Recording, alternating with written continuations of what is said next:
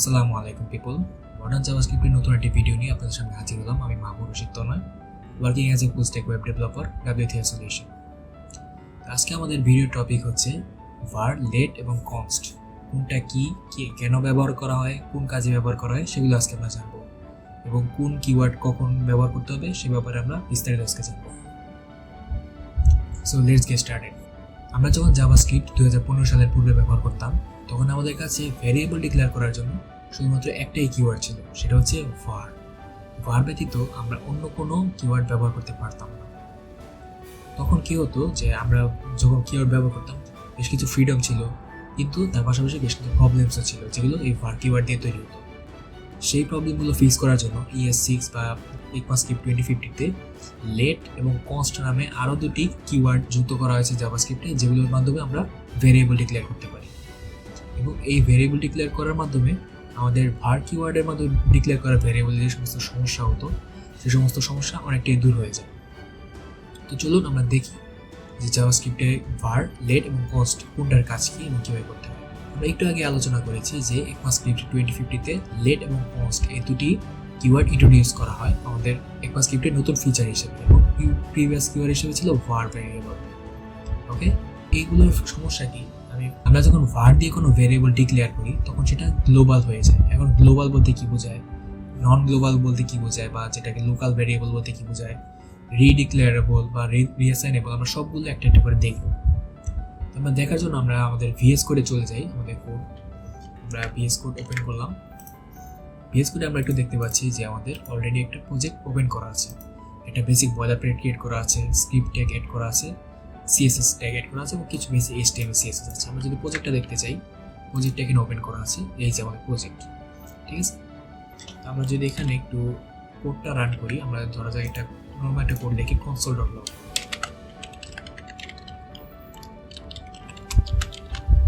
আমাদের common console log করে দিলাম, যদি পেজটা রিফ্রেশ করি আমরা দেখতে পাবেন যে আমাদের কনসোলে হ্যালো ওয়ার্ল্ড চলে আসছে, ঠিক আছে। একটু জুম ইন করি। অলরাইট, তো এখন আমরা var কিওয়ার্ড নিয়ে কাজ করব সর্বপ্রথম, এবং দেখবো এটা দিয়ে আসলে কি কি করা যায়। আমরা যখন একটা ভেরিয়েবল ক্রিয়েট করি var x is equal to 10, okay, var x equal to 10, আমরা সেটাকে কি করতে পারবো, এটাকে কিন্তু আমরা গ্লোবালি অ্যাক্সেস করতে পারবো। গ্লোবালি বলতে শুধুমাত্র এই main.js ফাইলের ভিতরে তা কিন্তু না, আমরা অন্য কোনো ফাইলের ভিতরে সেটা অ্যাক্সেস করতে পারবো, অর্থাৎ একটা প্রজেক্টে যে কোনো জায়গা থেকে আমরা অ্যাক্সেস করতে পারবো। আমরা একটা এক্সাম্পল দেখি। ধরা যাক আমি এখানে নতুন একটা স্ক্রিপ্ট ট্যাগ তৈরি করবো, main2.js। main.js থেকে আমরা একটু কপি করে নিই, Ctrl+C Ctrl+V, main.copy একটু রিনেম করতে হবে main2। ওকে, আমরা main.js এ ভেরিয়েবল x ডিক্লেয়ার করলাম, আর main2.js এ আমরা এটাকে চাইলে অ্যাক্সেস করতে পারবো x। ওকে, এবার আমরা দেখি একটু রিফ্রেশ করে, আমাদের অ্যান্সার কিন্তু আসবে, ঠিক আছে। এই দেখেন 10 চলে আসছে, তার মানে হচ্ছে যে এটা কিন্তু গ্লোবালি অ্যাসাইন হয়ে গেছে। এবং গ্লোবালি অ্যাসাইন করার একটা বড় একটা উদাহরণ আমি দেখাই। আমাদের যে গ্লোবাল বা উইন্ডো ভেরিয়েবল আছে, যে গ্লোবাল ভেরিয়েবল ব্রাউজারের ক্ষেত্রে সেটা হচ্ছে উইন্ডো, এবং নোড.js এর ক্ষেত্রে সেটা হচ্ছে গ্লোবাল। তো আমরা উইন্ডো অবজেক্টটা যদি অ্যাক্সেস করি, উইন্ডো শুধু উইন্ডো দিয়ে দেখি আসলে কি দাঁড়ায়, আমাদের কাছে পুরো গ্লোবাল ভেরিয়েবলটা চলে আসবে। এখান থেকে আমরা খুঁজলে কিন্তু এক্স ভেরিয়েবলটাও পেয়ে যাবো, এই যে এক্স, ঠিক আছে। অর্থাৎ এটা আমাদের কিন্তু একদম গ্লোবাল যে অবজেক্ট রয়েছে সেটার সাথে কিন্তু মার্জ হয়ে গেছে, সেটা ইনক্লুড হয়ে গেছে। অলরাইট, তো আমরা এখন দেখি যে আসলে এখন এটা হচ্ছে তার প্রথম বৈশিষ্ট্য, এটা হচ্ছে যে গ্লোবালি অ্যাক্সেস করা যায়। দ্বিতীয় বৈশিষ্ট্য কি, রিডিক্লেয়ারেবল, অর্থাৎ আমরা কিন্তু এটা একবার ডিক্লেয়ার করে ফেলেছি এই ভেরিয়েবলটা var x, ঠিক আছে। আমি এটা কেটে দিচ্ছি, এটার আপাতত দরকার নেই, এখান থেকে কেটে দিই। ওকে, এটা হচ্ছে আমি চাইলে 10 বার সেটাকে অ্যাসাইন করতে পারবো, বা যত খুশি ততবার, ঠিক আছে। আমি আরও 3-4 বার অ্যাসাইন করতে পারবো, ডিক্লেয়ার করতে পারবো, আমার কোনো সমস্যা হবে না। এখন আমি যদি console.log দিই x, অবশ্যই সেটা সর্বশেষটা অর্থাৎ 30 শো করবে, এবং এক্ষেত্রে কিন্তু আমার কোনো প্রবলেম শো করবে না। আমি যদি একটু রিফ্রেশ করি পেজটা 30, ওকে, তার মানে হচ্ছে যে আমরা যখন var x বা var ব্যবহার করব তখন আমরা সেটাকে চাইলে রিডিক্লেয়ার করতে পারবো এবং রিঅ্যাসাইনেবল। রিঅ্যাসাইন বলতে কি বোঝে? একবার ডিক্লেয়ার করার পর যদি সেটা ভ্যালু চেঞ্জ করা হয় সেটাকে বলে রিঅ্যাসাইনেবল। ওকে, আমরা একটু রিঅ্যাসাইন করে দেখি। x = 50, আমরা এখানে রিডিক্লেয়ার করেছি, রিঅ্যাসাইন করেছি, দেখি অ্যান্সার কি আসে। ওকে, এখানে 50 এসেছে, তার মানে আমরা রিডিক্লেয়ার করতে পারি, রিঅ্যাসাইনও করতে পারি। অতএব var কিওয়ার্ড দিয়ে সব কিছুই করা যায়। তো এটা সমস্যাটা কি? var কিওয়ার্ডের অনেকগুলো সমস্যা আছে, যত বেশি ফ্রিডম তত বেশি সমস্যাও তৈরি হয়, ঠিক আছে, তত বেশি ভুল করার চান্স থাকে। তো আমরা একটা ছোট্ট একটা সমস্যা দেখবো, একটা ছোট্ট একটা এক্সাম্পল। ধরা যাক আমরা আমাদের প্রজেক্টে jQuery অ্যাড করব, ঠিক আছে। তো আমরা jQuery ওপেন করে গেছে, আমরা এখান থেকে একটা CDN কপি করে নিই, কপি করে নিলাম। নেওয়ার পর আমরা এইখানে জাস্ট একটা সিম্পলি অ্যাড করে দেবো। তো কমপ্লেক্সিটি এড়াতে আমি কোডগুলোকে কিছুটা রিমুভ করে সিম্পল রাখার চেষ্টা করছি। কিবোর্ডে কন্ট্রোল প্রেস করা অবস্থায় যদি আমি লিঙ্কের উপর ক্লিক করি তাহলে লিঙ্কটা ওপেন হয়ে যাবে। ওকে, ওপেন হয়ে গেছে। আমরা একটু দেখি jQuery কোডগুলো। ধরা যাক আমরা ধরে নিই যে jQueryতে var কিওয়ার্ড ব্যবহার করা হয়েছে। var আমরা সব কিছু কেটে দিচ্ছি। আমরা ধরে নিচ্ছি আমাদের jQuery, ধরা যাক এটা হচ্ছে একটা jQuery কোড। এই jQuery কোডে var ব্যবহার করা হয়েছে, var x ব্যবহার করা হয়েছে। x এর ভ্যালু হচ্ছে 10। আমরা ধরে নিচ্ছি jQuery তে এরকম একটা ভ্যালু ব্যবহার করা হয়েছে var কিওয়ার্ড দিয়ে। এখন ধরা যাক এটা হচ্ছে jQuery কোড, এটা আমরা এখানে ইমপ্লিমেন্ট করেছি। এই ইমপ্লিমেন্টকৃত কোডের ভিতরে সাপোজ ধরলাম এই jQuery রয়েছে। ওকে, তো এবার এখানে আমরা একটা কমেন্ট করি মাই কোড। এবার কি করব, আমি আমার কোডে ধরা যাক সেম ভেরিয়েবল ভুলক্রমে ডিক্লেয়ার করে ফেললাম, x = ধরা যাক টেস্ট দিলাম। এখন আমি যদি কনসোল লগ দিই তাহলে কি দাঁড়ায় আমি একটু দেখি। আমরা সবাই জানি অ্যাকচুয়ালি কি হবে, টেস্ট আসবে, রাইট? আমরা দেখছি যে এখানে টেস্ট চলে আসছে। তো স্বাভাবিকভাবে আমরা কিন্তু jQuery ইনসাইড ভেতরকার কোড কিন্তু ভুলভাল চেঞ্জও করে ফেলতে পারি, ঠিক আছে। jQuery ভেতরে কি কোড দেওয়া আছে, কোন ভ্যারিয়েবল দেওয়া হয়েছে সেটা আমরা জানি না। মূলত কেউই jQuery ভেতরের এই কোডগুলোকে নিয়ে ঘাটাঘাটি করে না। এই যেখানে var t ডিক্লেয়ার করা আছে, ঠিক আছে, var t var n, এগুলো খুব কমন, এগুলো কিন্তু যে কেউ ডিক্লেয়ার করেই ফেলতে পারে ভুলক্রমে। তো এরকম ধরা যাক আমি একটা var n সিলেক্ট করে চেঞ্জ করে ফেললাম, তো এতে করে কি হবে, আমার jQuery কোড কিন্তু ব্রেক হয়ে যাওয়ার সম্ভাবনা আছে। তাই আমার অন্য কোনো থার্ড পার্টি প্রজেক্ট বা যে কোনো অন্য একটা প্রজেক্ট ভুলক্রমে ব্রেক হয়ে যাওয়ার সম্ভাবনা থাকে, রাইট? তো এই সমস্যাটা ES6 আসার পূর্বে কিভাবে সমাধান করা হবে?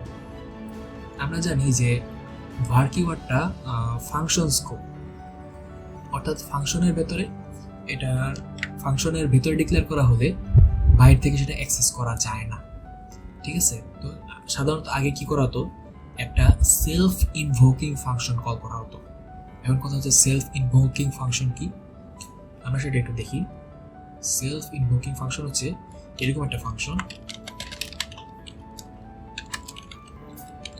ওকে, এটার সিনট্যাক্সটা হচ্ছে ওটা এরকম। এটার বৈশিষ্ট্য কি? এটার বৈশিষ্ট্য হচ্ছে এই ফাংশনটা নিজেকেই নিজে কল করে। আমরা জানি এটা ফাংশন ডিক্লেয়ার করার পর সেটাকে আবার কল করার প্রয়োজন পড়ে, কিন্তু এই ফাংশনটা নিজেকেই নিজে কল করে। ওকে, তা আমরা ভ্যারিয়েবলটাকে যদি এর ভিতরে রেখে দিই, ধরে যাক jQuery ভিতরে আমরা x-টাকে রেখে দিচ্ছি, মানে আমার নিজের ভ্যালুটাকে একটু ক্লোজ করে রাখি। এবার দেখি তো এই ফাংশনের ভেতর থেকে, এই ফাংশনের ভেতরে ডিক্লেয়ার করা ভ্যালুটাকে আমরা কনসোল লগ দিয়ে বাইরে থেকে অ্যাক্সেস করতে পারি কিনা। এখানে একটা এরর আসবে, এটা হচ্ছে reference error, x is not defined। That's mean এখানে ফাংশন স্কোপ থাকার কারণে ফাংশনের ভিতরে ডিক্লেয়ার করা ভ্যারিয়েবল বাইরে থেকে অ্যাক্সেস করা যাচ্ছে না। মূলত jQuery যদি আমরা একটু ওপেন করি স্ক্রিপ্টে, আমরা দেখতে পাবো যে এখানে কিন্তু এরকম করে একটা ফাংশন কল করা হয়েছে, হয় অ্যানোনিমাস ফাংশন অথবা সেলফ ইনভোকিং ফাংশন, ঠিক আছে। আচ্ছা, এভাবে সমস্যাগুলোকে ফিক্স করা হতো। ওকে, তো এখন কি হয়েছে, এখন আমাদের সামনে এই সমস্যাগুলো আর নেই। এটাই সম্ভবত একমাত্র সমস্যা না, আর অনেক সমস্যা ছিল লেট এবং কনস্ট আসার পরে, সেগুলো মূলত ফিক্স হয়ে গেছে। এখন আমাদেরকে এইভাবে সেলফ ইনভোকিং ফাংশন কল করতে হয় না। এবারে আসি আমরা লেট কিওয়ার্ড নিয়ে। লেট কিওয়ার্ড কি হয়েছে, লেট কিওয়ার্ড কিন্তু গ্লোবাল নয়, অর্থাৎ এটা কিন্তু গ্লোবাল নয়, এটা লোকালি ব্যবহার করতে পারবো। লেট x = 5 ধরা যাক, let x equal to 5 আমি যদি main2.js আমি একটু আরেকবার ডিক্লেয়ার করে নিই main2 ঠিক আছে আমি একটু ওপেন করি console log x আমি এখানে কি করেছি আমি এখানে প্রথম যে main.js আছে সেটাতে একটা let x কিওয়ার্ড ডিক্লেয়ার করেছি কিন্তু আমি main2 থেকে সেটাকে কল করার চেষ্টা করছি দেখি এটা ফলাফল কি আসে রিফ্রেশ করলাম রিফ্রেশ করার পর 5 চলে আসছে কিন্তু এখন যেহেতু এটা 5 চলে আসছে কিন্তু আমি এটাকে যদি ব্লক স্কোপের ভিতর রেখে দিই let x equal to 5 ওকে এবার যদি আমি ব্লকের ভিতর রাখি আমার কিন্তু আউটপুট আসবে না ইভেন আমি যদি কনসোল লগটাকে এখানেও একদম সেম কোডের ভিতরে রাখি সেম ফাইলের ভিতরে রাখি তারপরেও আসবে না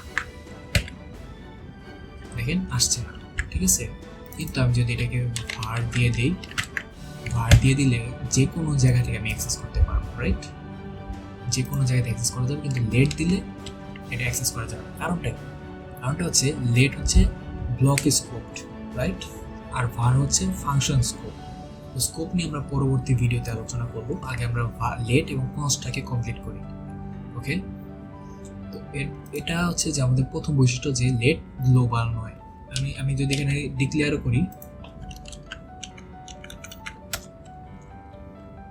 আমি এখানে let x ডিক্লেয়ার করলাম তারপর হচ্ছে যে console.log এ যদি উইন্ডো গ্লোবাল অবজেক্ট দেই দেওয়ার পর আমরা একটু console লগটা চেক করি উইন্ডোতে আমাদের এই এক্সট্রা কিন্তু যুক্ত হয়নি যে কোয়েরি কারণে আসছে আমি যে কোয়েরির দরকার নেই আমি একটু রিমুভ করে দিচ্ছি ওকে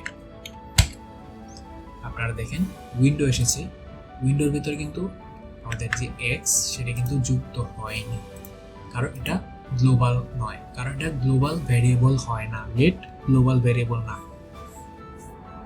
এবার সে রিডিক্লারেবল কিনা let রিডিক্লারেবল নয় আমি let x যদি আরেকবার ডিক্লেয়ার করতে চাই x equal to 10 আপনি দেখতে পাচ্ছেন আমার VS কোডে একটা এরর শো করছে যে আমাদের এখানে একটা এরর হয়েছে আপনারা একটা নিচে লাল রং দেখতে পাচ্ছেন নিশ্চয়ই আমি যদি কোডেও রান করি আমাদের দেখবেন যে সাথে সাথে একটা এরর থ্রো করে এটা হচ্ছে একটা uncaught syntax error redeclaration of let x অর্থাৎ রিডিক্লারেশন হয়েছে যেটা let কিওয়ার্ড সাপোর্ট করে না এখন আমি এখানে var দিলে আবার ঠিকই সাপোর্ট করতো এটা আমরা একটু আগে দেখেছি ঠিক আছে এর অর্থ হচ্ছে যে রিডিক্লারেশন let এ সম্ভব না এবার আসি রিঅ্যাসাইনেবল let কিওয়ার্ড কি রিঅ্যাসাইনেবল উত্তর হচ্ছে ইয়েস রিঅ্যাসাইনেবল তো আমরা একটু দেখি যদি আমরা x এর ভ্যালু অ্যাসাইন করতে চাই রিডিক্লারেশনের বদলে আমরা দিলাম 10 দেখেন VS কোড কিন্তু আমাকে কোনো এরর জেনারেট করছে না এরর কোনো শো করছে না